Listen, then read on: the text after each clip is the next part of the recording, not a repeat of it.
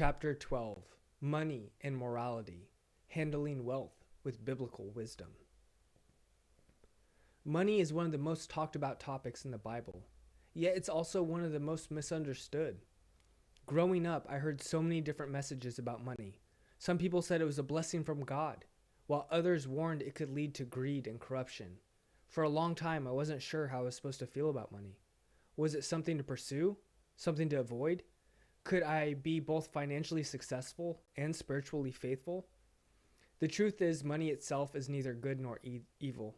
It's our relationship with it that determines whether it honors God or pulls us away from Him.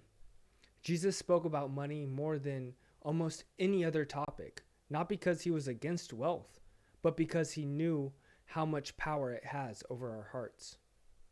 For where your treasure is, there your heart will be also. Matthew 6:21. That verse challenged me to look at my own heart. Was I using money as a tool for God's kingdom, or was I letting it become an idol in my life? As I've grown in my faith, I've learned that handling wealth with biblical wisdom is not just about earning, saving, and spending. It's about a stewardship, generosity, contentment, and trust in God. The biblical view of money. The Bible doesn't say that money itself is sinful. In fact, many of God's faithful servants, Abraham, Joseph, David, Solomon, were blessed with financial prosperity. But the Bible does warn about the dangers of loving money. Paul writes, "For the love of money is a root of all kinds of evil. Some people, eager for money, have wandered from the faith and pierced themselves with many griefs." It's not money that's the problem. It's loving it too much. When money becomes our security, our status, or our source of happiness, it starts to take the place of God in our lives. I had to ask myself, do I trust God more than I trust my bank account? Am I using money wisely, or am I letting it control me? Am I generous with what I have, or am I always chasing more? Handling money God's way isn't about how much I have. It's about how I use what I have. Stewardship, recognizing that everything belongs to God. One of the biggest mindset shifts I had to make was realizing that I don't actually own anything. God does. The earth is the Lord's and everything in it. The world and all who live in it. Psalm 24:1. Everything I have, my job, my income, my possessions, it's ultimately a gift from God. He has entrusted me with these resources, not just for my own benefit, but to be used for His glory. That means I am not the master of my money. I am the manager. I don't cling to wealth. I use it wisely.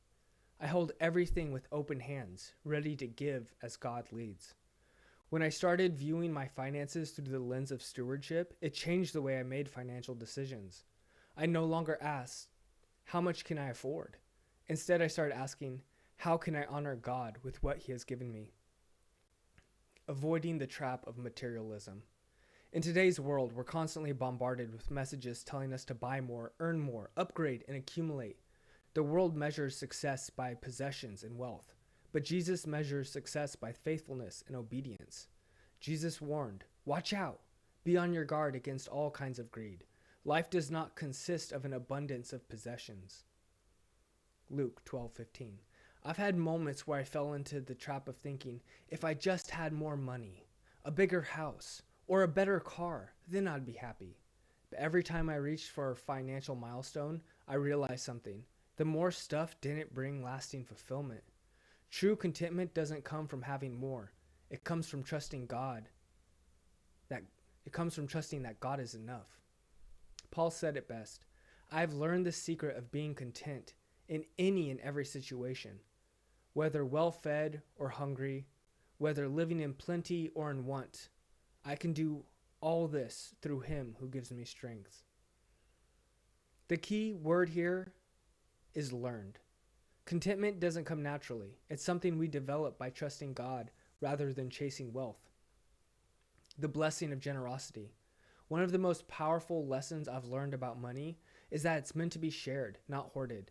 Jesus said, it is more blessed to give than to receive. At first, that didn't make any sense to me. How could giving away money make me feel more blessed than receiving it?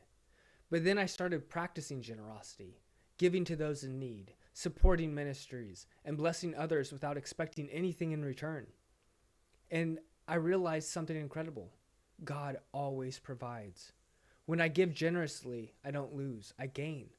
I gain joy, peace, freedom, and a deeper trust in God's provision. God's economy works differently than the world's. The world says, hold on tightly to what you have. But God says, give, and it will be given to you. Luke 6:38. The more I gave, the more I experienced. Freedom from greed. A heart that reflects God's love. The joy of being part of something bigger than myself. Practical ways to handle money with biblical wisdom. Number 1, prioritize giving first. Instead of making giving the last thing you do with money, I've learned to make it the first. Honor the Lord with your wealth, with the first fruits of all your crops. Proverbs 3:9. I set aside portion of my income for giving to my church, charities, or people in need. It reminds me that God comes first, not my financial security. Number 2, live within my means. The Bible warns against debt and reckless spending. The borrower is servant to the lender.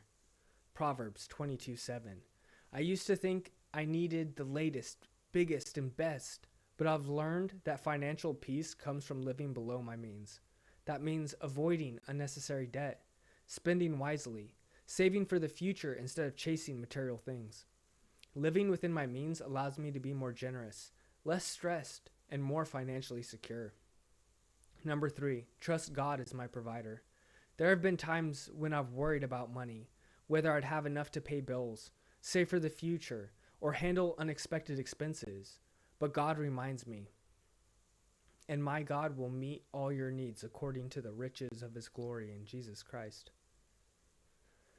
God has always provided for me, even when I couldn't see how. My job isn't my provider, God is. And when I trust him with my finances, I no longer live in fear of not having enough. Final thoughts, handling wealth with godly perspective.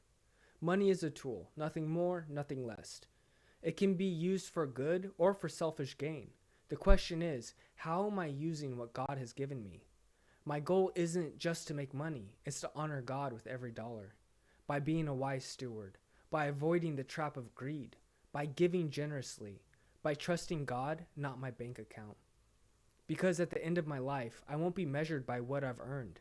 I'll be measured by what I gave, how I loved, and how I used my resources to glorify God. So today I choose to handle wealth with biblical wisdom, not as an end goal, but as a tool to serve God's greater purpose.